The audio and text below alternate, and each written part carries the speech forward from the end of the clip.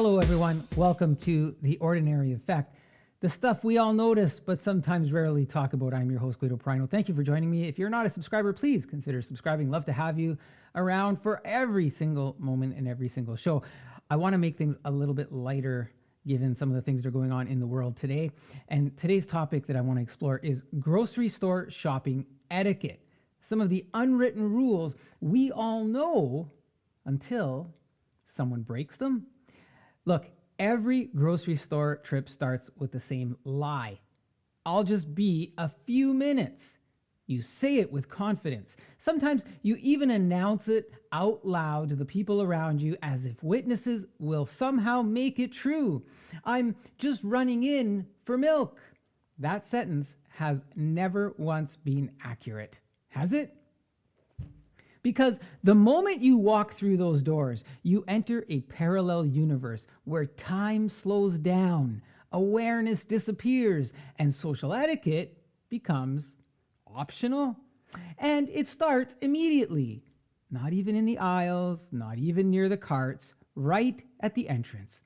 Someone stops dead right inside the doors. Maybe they're checking their phone. Maybe they're adjusting their reusable bags.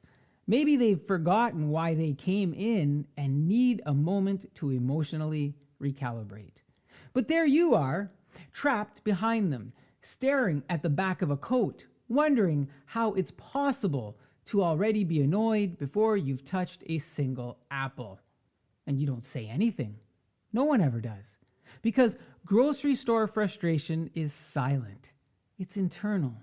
It's deeply personal. This is where you realize something important. The grocery store isn't just a store.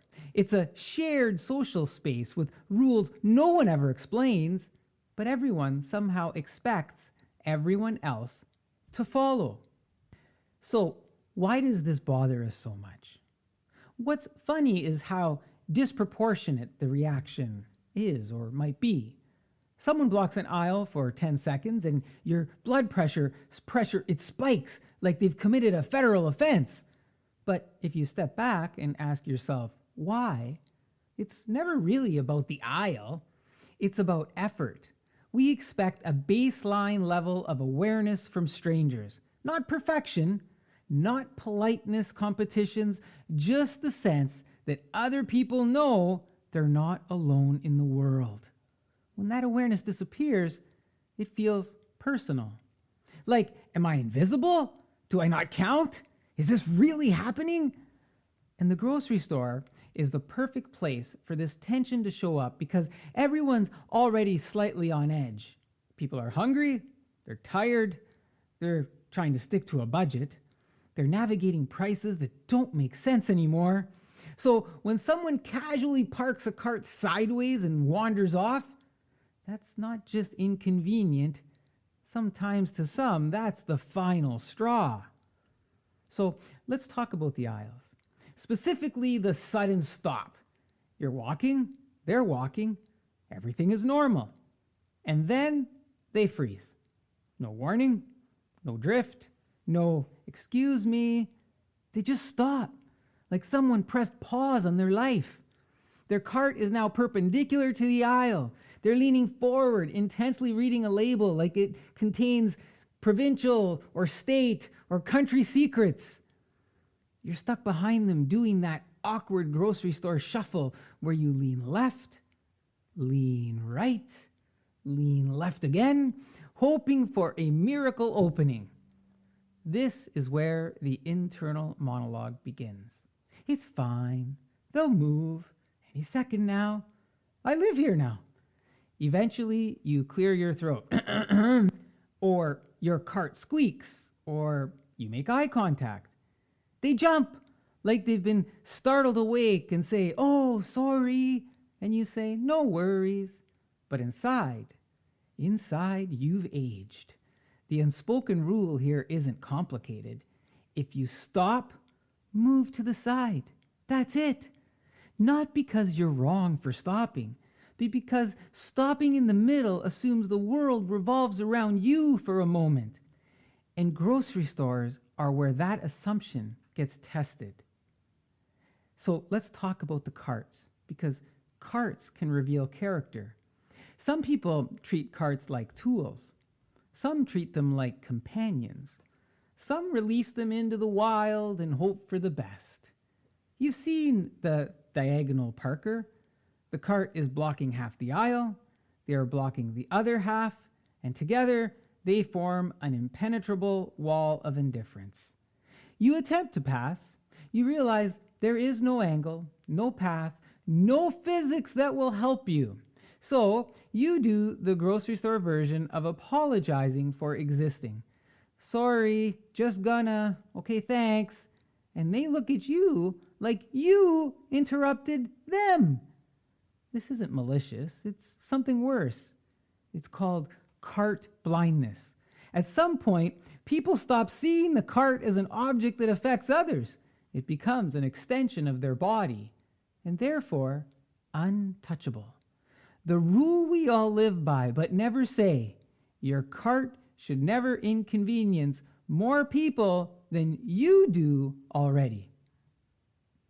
So we make it our way further down into the grocery store, into the produce section, where time means absolutely nothing at this point. Produce definitely does deserve its own mention, because something happens when people enter the produce section. They slow down, they wander, they squeeze avocados like they're stress balls. Someone will block the entire banana display while carefully selecting one bunch, rotating each banana individually like they're choosing wine. And again, no one says anything, because produce is sacred ground. You don't rush people here. You just quietly suffer. Eventually, we're going to make it to the line. And lines are where grocery stores expose our deepest belief about fairness. You choose the express lane, 10 items or fewer. You count your items twice. You're at 6. You're good. You feel responsible. Then someone gets behind you with a cart that suggests a large family reunion, and you think, they'll notice. Then they don't. They unload, slowly, confidently. Now everyone in line is counting. 1, 2, 3, 14, 20. No one says anything, because confronting someone over groceries feels insane. But not confronting them feels worse. The cashier doesn't stop them. The system has failed. At this point, it's not about groceries. It's about justice. What's the alternative? The self-checkout line? Its own theater of suffering? Self-checkout is chaos disguised as efficiency. There's always one person with a full cart who has never encountered a barcode before. They scan, they miss, they scan again. Unexpected item in the bagging area. Now they're negotiating with the machine. You're standing behind them with one item, watching time collapse. And here's the truth we don't like to admit. We've all been that person. We just don't like seeing it reflected back at us, right? I mean, what happened to our patience? If you think about it, and our personal space, and post-pandemic especially, COVID permanently rewired grocery store etiquette. We stand farther back now. We notice breathing. We flinch when someone gets too close. You're at the checkout. You can hear the person behind you breathing. They are already pushing their groceries forward. You haven't paid yet. This is not necessary. All it takes is a half step back or a quiet sorry, and suddenly everything is fine again. The divider stick in those checkout, it's one of the most passive-aggressive tools in the store. If you forget it, someone behind you will place it firmly. That placement says everything.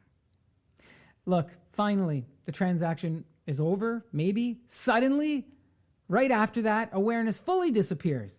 People stop, they check receipts, they answer phones, they reorganize bags, right in the doorway. The rule is simple.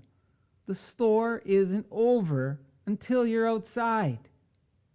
Look, here's the honest part. We've all been the problem. We've blocked aisles. We've forgotten the divider. We've stopped without thinking. This episode isn't about shaming. It's just about noticing. Because grocery stores are where everyday courtesy gets tested in the smallest, most annoying ways. Grocery stores aren't about groceries.